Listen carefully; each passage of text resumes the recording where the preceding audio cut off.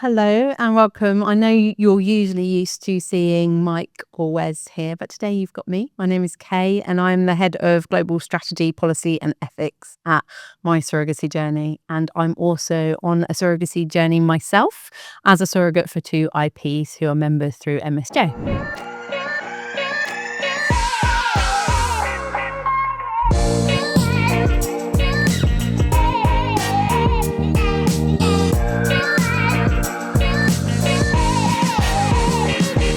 So today's reaction video, we're going to be watching a clip called Chicago Mum Becomes Gestational Surrogate After Her Own Fertility Journey. And I've got no idea what this is about, so we're about to dive in. But before we do dive in, can I ask that you like, subscribe and click follow? I don't know what I'm meant to be saying. Click follow, like, subscribe. Just like us, subscribe, be our friend. There you go. Okay, let's dive into this video.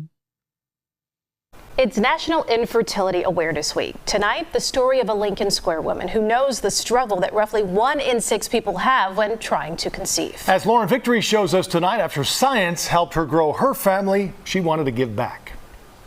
And how old is he? He's 3. From Easter egg hunts to Soccer class. Amanda Nelson scored big time. Every day, a song and dance of chaos and cuteness with her 2 boys. I will remember that moment forever when my first son was born. As most parents do. But Nelson's journey to the delivery room was harder than most. Getting negative pregnancy test after negative pregnancy test. Then came lots of lab work and numerous needle jabs. Just a lot of... I'll pause and comment at the selfie with the stirrup shot. How random. And her face with the needle is quite funny. Devastation and waiting, and it can really feel excruciating. But it worked. Embryos created through in vitro fertilization, or IVF, became Elliot and Jonah. It was worth every minute of waiting, every shot, every penny we spent, just worth it. Nelson's struggle to become a parent inspired her to become a doula, someone who helps other women through Oh, she's me. She's a doula and a surrogate. There we go. That's nice. Hello, Amanda. the birthing process. A process. Is he kicking yet? Yeah. She'll soon go through again, but the bun in this mommy's oven isn't hers. This baby is not going to be your brother. Nelson explained to her kids that she decided to be a gestational surrogate. She's carrying a child that's not genetically hers for people she doesn't know. I'm so grateful. People she doesn't know. I hope she's not carrying it for people she doesn't know. I hope she's carrying it for some intended parents that she has got to know. But yeah. Grateful that I was able to do this myself, and if I can be the piece of the puzzle that gives someone else the ability to grow their family, you know, I want to be it. I want to do that. Brownstone Surrogacy out of New York paired up Nelson in Chicago with a couple in New Jersey. Jared Zaffron founded the agency after using surrogates to create his family. Our daughters know their names and know their stories. A happy ending that Zaffron explains usually requires overcoming legal, financial, and medical hurdles. It's really difficult to qualify to be a surrogate. In general, a woman would need to be between 21 and 42 years old, have a body mass index. Bit of a random way to introduce it. It's very difficult to qualify to become a surrogate.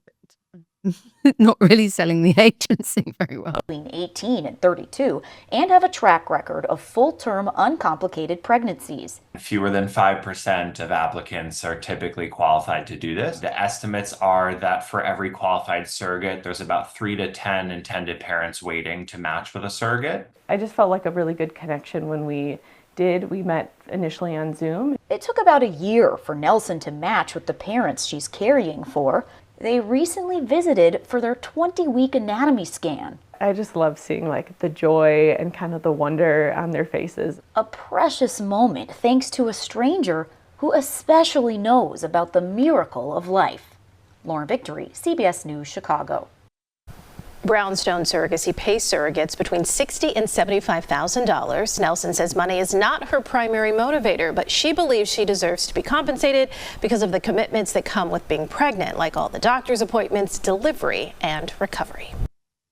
It's National Infertility. Oh, I mean, I guess that's kind of what I'd expect. It's a bit weird that they said about her not knowing VIPs, because then they went on to say that she first met them on Zoom, and it's just that another example of like sensationalizing, isn't it? Where people talk about this doesn't know anybody, she's having the baby for someone that she doesn't know, and they also refer to it as being a bun in the oven, which grates on me quite a lot.